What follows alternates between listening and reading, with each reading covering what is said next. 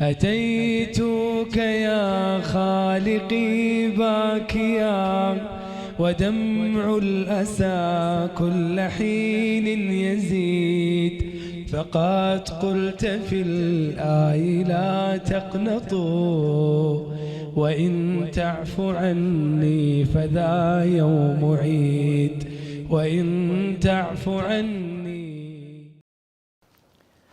Alhamdulillahi Rabbil Alameen wa salatu wa salamu ala nabina Muhammad wa ala alihi wa sahbihi ajma'in.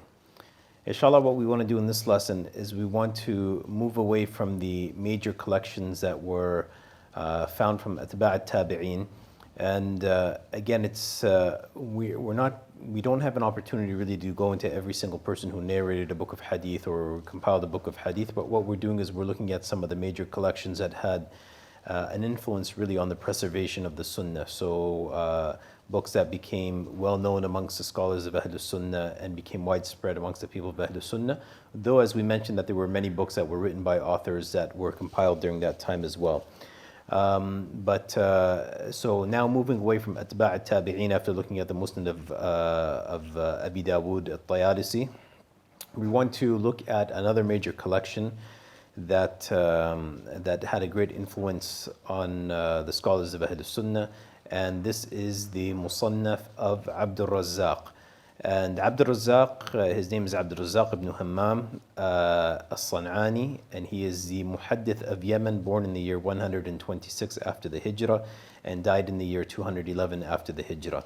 Now, aṣ-Ṣanʿānī, of course, from Sana'a in Yemen, and he's referred to as the Muhaddith of Yemen because of where he is, obviously, and the people would make hijrah to come to him and to learn from him. So we spoke about many of the scholars of Mecca, and we spoke about some of the scholars of al-Madinah, such as Sufyan ibn Uyayna in Mecca and Imam Malik in al-Madinah. And so now we're looking at actually muhaddithin who became well known outside of these two major cities. And we did speak about Ma'mar ibn Rashid, who Abd-ur-Razzāq had taken many of the hadith from. But he is one of the first that really we're going to focus on just a little bit here, who is outside the area of Hijaz.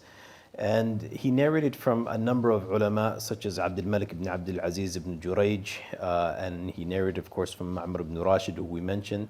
And we said that the collection of Ma'mar ibn Rashid doesn't really exist. We don't have that collection except what we find in the Muṣannaf of ʿAbd-ur-Razzāq.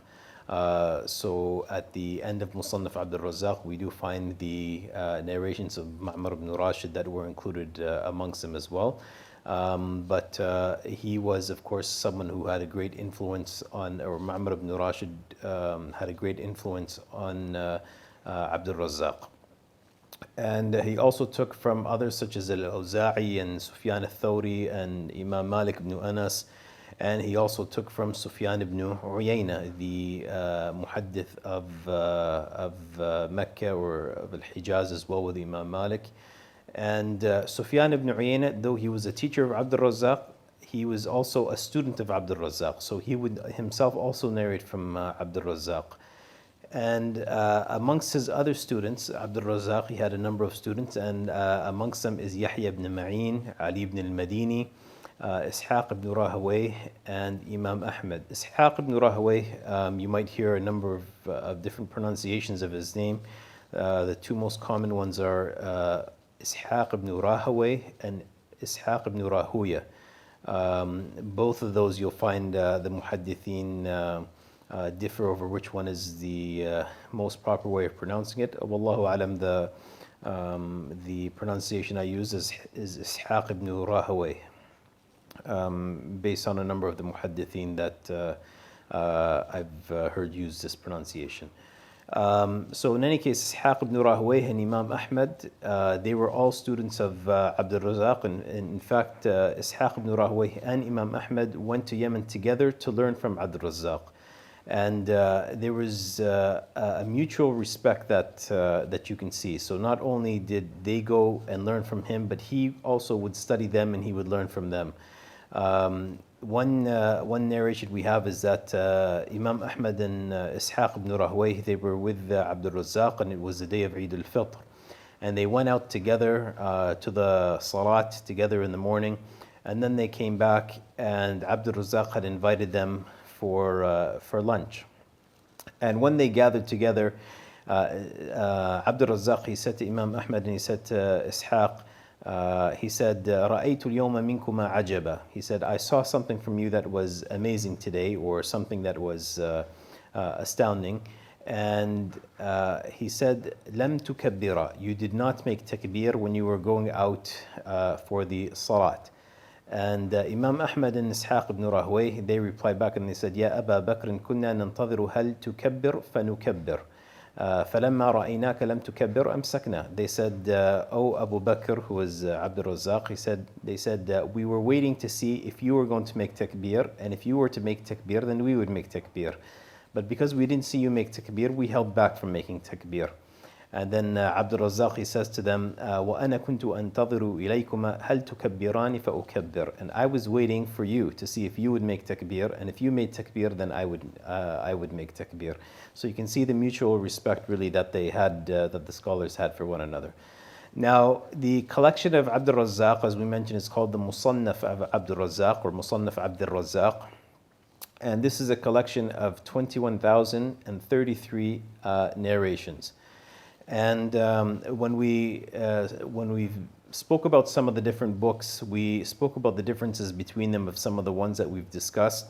So, when we spoke about the Musnad of Abi Dawud at-Tayalisi, a Musnad, we said, is a collection of aḥādīth based on the narrator of the hadith. So, for example, a Musnad would have a collection of, this chapter is the chapter or the collection of aḥādīth of Abu Bakr.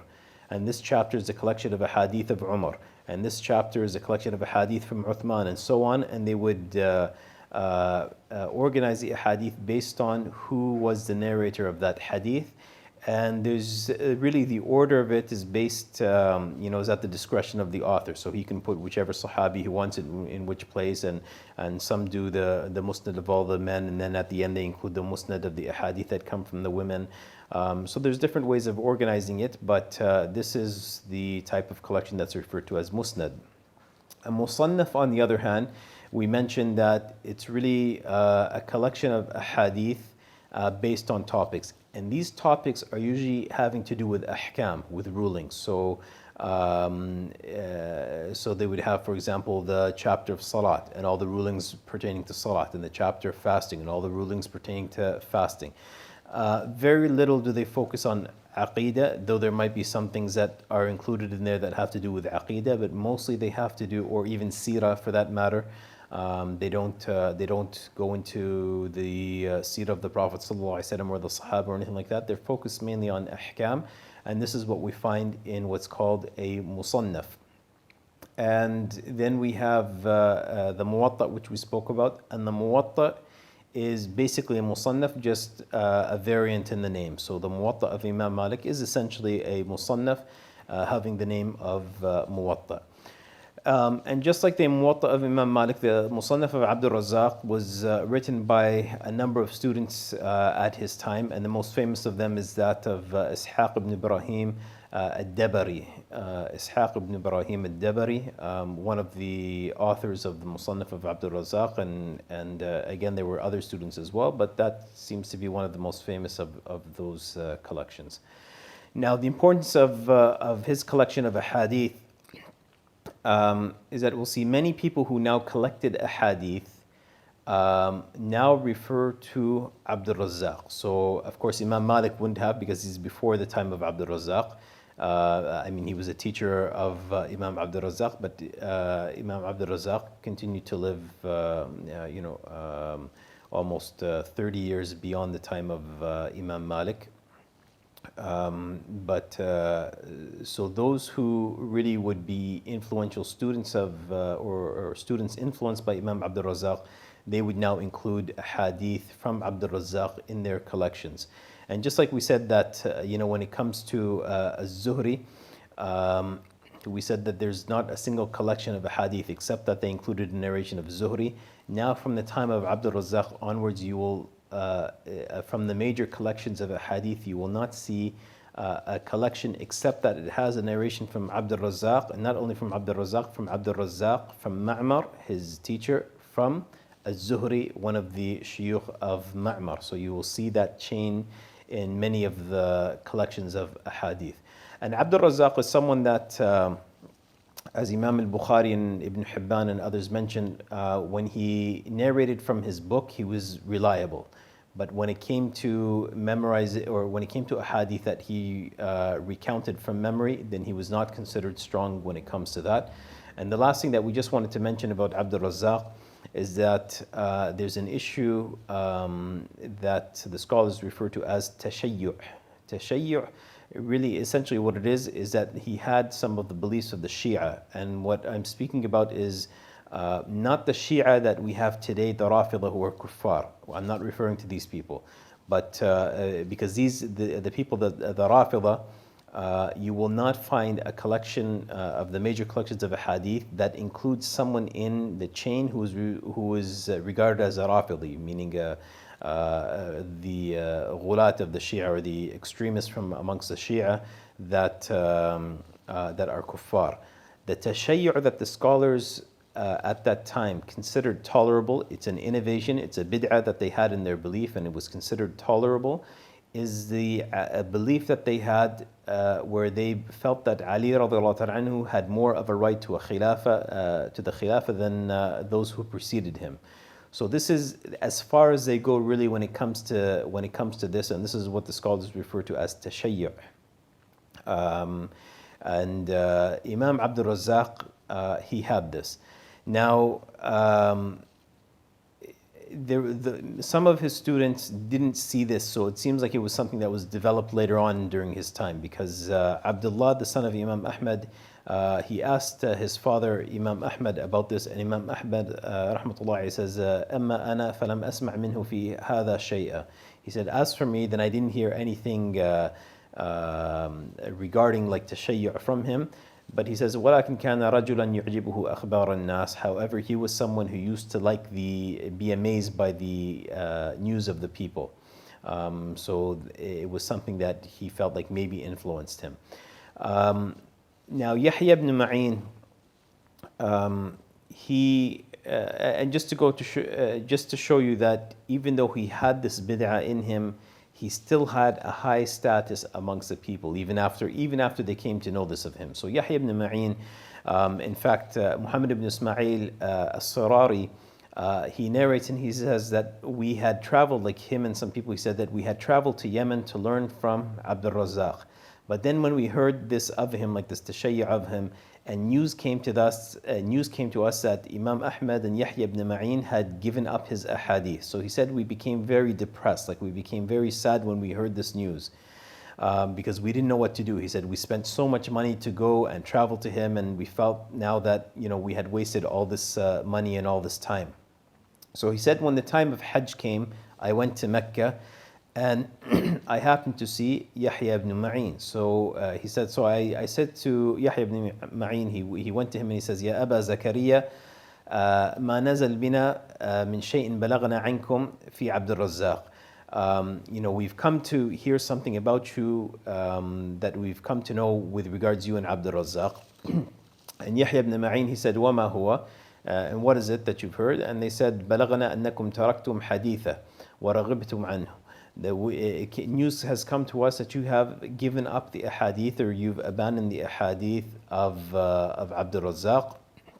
And Yahya ibn Ma'in, he says, Ya Aba Salih, لو ارتد Abd-ur-Razzāq عن الإسلام ما تركنا حديثا. He said, O Abu Salih, if Abd-ur-Razzāq committed apostasy from Islam, we would not abandon his aḥādīth. And this is a bit of an exaggeration, obviously, but it goes to show the respect that they had for Abd-ur-Razzāq, though he may have had some deviations in his belief, some bid'ahs in his belief, innovations in his belief. But when it comes to his aḥādīth, they accepted him. And Yahya ibn Ma'in, he did affirm the tashayyuh of him. Ahmad ibn Zubayr, he says, I heard Yahya ibn Ma'in, someone informed him that Imam Ahmad was speaking about Ubaydullah ibn Musa and his tashayyuh. So Yahya ibn Ma'in was in the presence of someone who was saying that Imam Ahmad was speaking harshly about Ubaydullah ibn Musa because of this tashayyu' that he had. So Yahya ibn Ma'in said, "Wallahi al-azim laqad sami'tu ʿabd-ur-Razzāq fi hadha al-ma'na akthar mimma yaqulu Ubaydullah ibn Musa." He said, "I swear by Allah the Almighty that I heard ʿabd-ur-Razzāq speaking about these things in a greater amount than I hear from Ubaydullah ibn Musa." So again, like we said, that this tashayyu' of his did not really affect his status amongst the muhaddithin. You will find his collection, his narrations in, from his time afterwards in all the major collections of hadith. The next person we want to speak about quickly here as well is Abdullah ibn Zubayr al-Ḥumaydī. Abdullah ibn Zubayr ibn Isa al-Ḥumaydī al-Qurashi. He died in the year 219 after the Hijrah, and being from the lineage of Quraysh. So Abdullah ibn Zubayr al-Ḥumaydī. And the one he was most influenced by in terms of aḥādīth is Sufyan ibn Uyayna. So, we saw Sufyan ibn Uyayna with some of the others, such as Abd-ur-Razzāq that we spoke about. But you can see that these scholars, when they become known for aḥādīth, then the reputable people go to them and they learn from them, and they themselves become reputable as well because they learn from these great scholars. And he was, Al-Ḥumaydī sat with Sufyan ibn Uyayna for a number of years. In fact, he himself says that I sat with Sufyan ibn Uyayna for 19 years or so. In fact, Abu Hatim al-Razi, who is someone we're going to speak about a little bit later on, he says, أثبت الناس في ابن عيينة الحميدي وهو رئيس أصحاب ابن عيينة. That the most established or the most firm when it comes to the narrations from Ibn Uyayna, then it is Al-Ḥumaydī, and he is the chief of the companions of Sufyan ibn Uyayna. And so this is when it comes to aḥādīth. When it comes to fiqh, Al-Ḥumaydī was actually influenced a great deal by Imam al-Shafi'i, Muhammad ibn Idris al-Shafi'i. And to such an extent that when al-Shafi'i left for Egypt, then Al-Ḥumaydī followed him and went to Egypt with him. And then when Imam al-Shafi'i died in the year 204 after the Hijrah, Al-Ḥumaydī rahmatullah alayhi, he came back to the city of Mecca to teach there. And he took knowledge from others as well, including Fudayl ibn Iyad, and he took knowledge from Fudayl ibn Iyad was one of the scholars in Mecca, and Waki' ibn al-Jarrah, who was in Iraq, and Hammām ibn Usamah ibn Zayd, who was also one of the scholars of Iraq. So he learned from a number of these people. But as for those who were students of Al-Ḥumaydī, then one of them is Imam Ahmad ibn Hanbal, who was also a student of Abd-ur-Razzāq, as we just mentioned.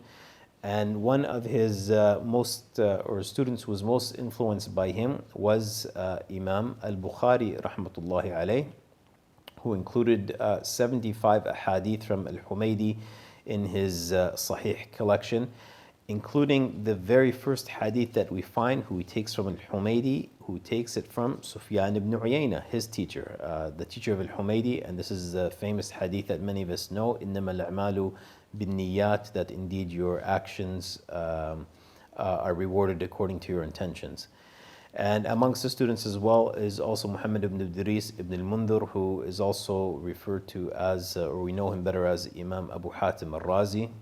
So these are some of his students. As for his collection, then Al-Ḥumaydī, his collection is referred to as a Musnad, Musnad al-Ḥumaydī. And it is a relatively small collection compared to some of the other collections that we've looked at. It only has 1,337 aḥādīth. And just as the others, and it was compiled by students during his time. So students who heard it from him, and they wrote to the hadith, which is in this Musnad. In terms of influence, Al-Ḥumaydī didn't have quite the influence that Abd-ur-Razzāq and Abu Dawud al-Tayalisi had, and others, and Imam Malik, of course. But definitely Al-Bukhari, as we said, was influenced much by him and included much hadith in his Sahih.